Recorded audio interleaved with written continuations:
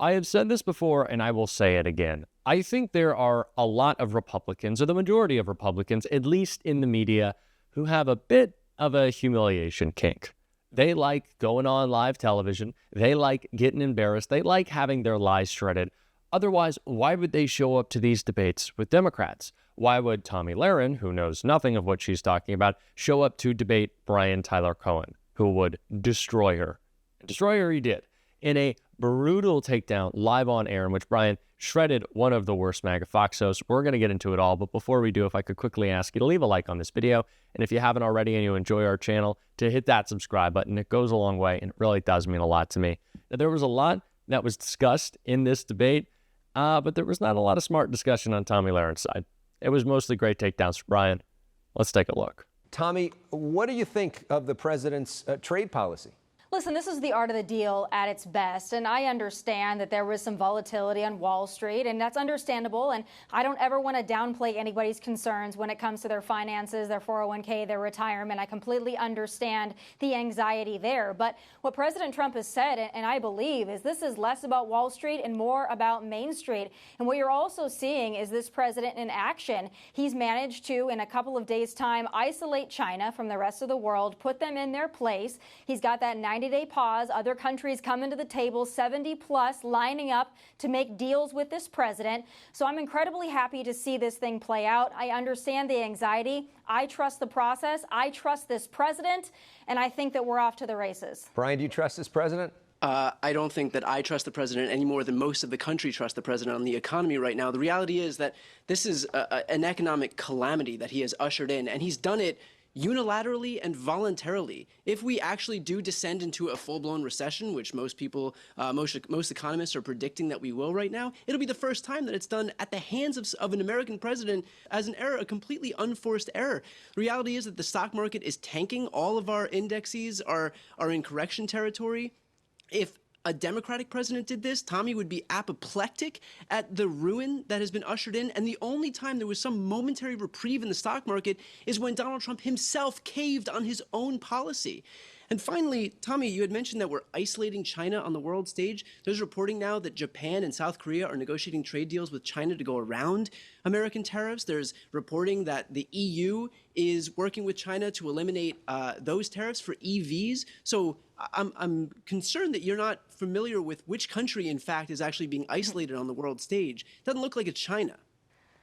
If this doesn't work out in 6 months to a year, have us back on. I will eat crow. But for right now, I'm betting on the negotiator in chief. I believe he's bringing these countries to the table. He's the president of the United States. This country is the most powerful economy in the world. And it's about time that we get some fair and better trade deals for the United States and the American people. Up next, the debate between Brian and Tomi continues. The issue is immigration. We're talking with Tomi Lahren on the right, Brian Tyler Cohen on the left. Let's talk about immigration now. We have seen a massive drop-off in illegal border crossings after President Trump has really cracked down in immigration. Biggest changes probably of anything he's done from the Biden administration. There are also a series of lawsuits, though, claiming that the administration is rushing to deport people who legally have a right to be here. The administration admitting, at least in one instance, they did make a mistake. Tomi, this is your issue. What do you make of President Trump's approach to immigration? And what do you say to critics who feel like he's rushing it and some people are getting caught up in the middle who shouldn't? Well, listen, if you're an illegal alien, you have no legal right to be in this country, so you're not getting caught up in anything. I would just say that. President Biden said it couldn't be done. He said you cannot secure the border without the bipartisan border bill. Well, I guess that was a lie, just like everything else they fed to us during those 4 years where we essentially had a vegetable in office. It can be done. President Trump has managed to do it in less than 3 months. When you had border crossings, thousands a day, and now you're down to about a handful of gotaways, if that, I think this is an incredible success. Not only are we deporting criminal illegal aliens, we're keeping people from coming into this country illegally so we don't have to deal with the problem of deporting criminal illegal aliens. The country that voted for this are quite happy with what's going on. Brian, what's wrong with that? It's interesting that you say nobody's getting caught up because Abrego Garcia was caught up by getting sent to a foreign gulag in El Salvador when the Trump administration itself conceded that it was an administrative error. And so the Supreme Court, this 6-3 conservative Supreme Court, and a court that is so extreme, we've never seen a court this far right in our lifetimes, ruled 9-0 unanimously that he had to be sent back. So to claim that no one is getting caught up in this system when that is exactly what's happening and it's being litigated at the highest levels of the judiciary is pretty bad faith here. Tomi? It was an administrative error talking about the flight itself, okay? I understand that there is due process, but I think you understand, Brian Tyler Cohen, that there is a different set of rules for due process for people who have no legal right to be in this country, and especially when your own county has said that you are gang affiliated. That wasn't President Trump that said it. That was the Prince George County that said that this was a gang affiliated person. So if you're going to talk about people getting swept up, at least have your facts correct. This irritates me to no end. Brian, but to the bigger point of all of this, despite some of these cases, is there value in what the president is doing? I mean, we have seen these border crossings go way, way down. I'll certainly concede that Joe Biden could have done more and should have done more to take control of what was happening at the border.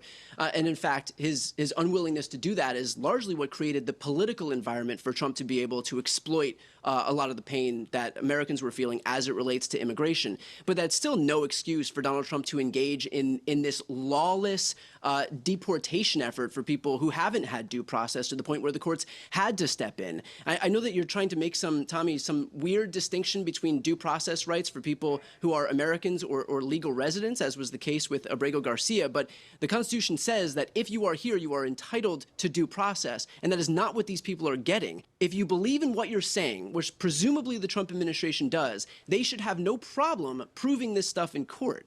Tomi?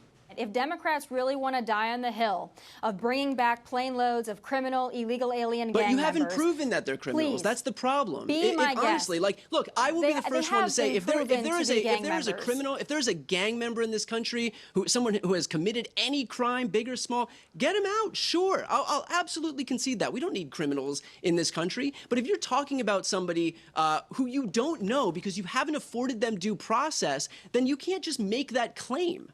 President Trump is not only securing our border, but he is deporting criminal, illegal aliens. And if Democrats want to stand in the way of that and they want to tell their constituents, hey, vote for us in the midterms, vote for us in 2028, we'll make sure that the criminal aliens come back. Far be it for me to stand in your way. Continue that message. Best of luck with it. All right. And if Republicans want to run on, hey, we can disappear you with no due process, far be it for me to stand in your way. If Republicans want to turn the United States into Russia, where we disappear political opponents with zero due process, sending them to foreign gulags somewhere, if that's really what you're running on behind the banner of the Party of Law and Order, be my guest. I am so glad that Brian is finishing on that point, that Republicans, these people who are so in favor, or at least they claim to be, of law and order and free speech as well, are fine with people with no due process being snatched up, disappeared for what? Having tattoos, writing an op-ed, peacefully protesting. Where are the free speech absolutists? When college students are being taken by masked thugs, transferred multiple states away from where they live to Louisiana, all because of what they had to say? Where are the free speech people? That's Republican cancel culture, by the way. They love talking about cancel culture. That's Republican cancel culture. But Republican cancel culture gets you shipped to a prison in El Salvador. It doesn't give you some mean responses on Twitter for some disgusting comment that you made. This is absurdity. It does not make sense that anyone could defend this unless they were as disingenuous, of course, as Tomi Lahren is, which is why she was more than happy to do so. And these people also on tariffs, I keep saying this, I am so surprised that there's still not some coherent message that is trying to be delivered from MAGA on this. It's either, one day the stock market is up for 5 minutes and, oh, Trump, look at the tariffs, they're so great. And then the stock market goes down and it's, oh, money doesn't really matter. It never has. And then, at the same time, it's, well, the prices aren't going up, but they're also going up because we need to bring jobs back. The jobs aren't back and we don't want those jobs, but we do want these jobs. These people don't know what they're saying. It is a disastrous plan sprung from the mind of a man whose mind is melting. That's pretty much it. And it's melting in a way that makes him want to be more vengeful and angry and power hungry, which is why he is trying to intimidate with this disgusting and illegal mass deportation plan, which Cory Booker called out right here. We are a separate and equal branch of government. The Constitution lays out very clearly that Congress is not supposed to be spineless and submissive. It is supposed to hold up oversight over the president. These are real, legitimate, justifiable questions, and not to have hearings, not to do any kind of oversight undermines the faith we have in our government, undermines the trust we need in our nation right now. Yeah. And so from the signal gate all the way to this kind of symbols or signs of corruption, Congress should be doing its job. Senator, a couple more to get to here, and we're almost out of time. The Supreme Court, as you know, ordered the Trump administration to, quote, facilitate and effectuate the return of a Maryland man who was mistakenly deported to a prison in El Salvador. There's been a big back and forth between the administration and the courts over this. Overnight, President Trump putting out a post saying that ultimately this is the decision of the El Salvadoran president who's going to be visiting the White House on Monday. Do you think the Trump administration is defying a court order? It certainly appears that they are, and they're trying to play too cute with parsing words. The court has ordered the return of this person and that the Trump administration should do it. They're paying an authoritarian leader in El Salvador to hold people in the worst imaginable types of prisons that he has sent there without any due process. And this isn't just about Mr. Garcia. This is about every American understanding that this president is making an assault on the due process rights that are afforded to people in our country. Everybody from Anton Scalia to other conservative think tanks have said very clearly, you cannot disappear people off American streets. We are a nation of rules, and due process is clearly one of them. And to erode the due process rights of anyone is a threat to the due process rights of everyone. This is a democratic slippage, and we all should be speaking out against it. Now is the time to be as loud as possible. I have said this before, that I think that it is very clear why Donald Trump has chosen his mass deportation, illegal mass deportation agenda to be the place where he really makes his inroads on defying the courts, on defying the Constitution, ignoring the rule of law. Because I think this administration knows that there were too many Democrats who are going to be quiet, who are going to look at some bad polling, listen to some consultants that will say, well, you know, oh, it's not our best issue. Oh, the numbers aren't there for us. I don't care about the numbers. These are human beings. Do your job. Be a leader. Call it out. This is not a time for looking at polls and message testing. Speak honestly about what is happening right now. These are human rights violations by a fascist regime. We don't have time for your message testing. Go out there and speak. Glad Cory Booker is.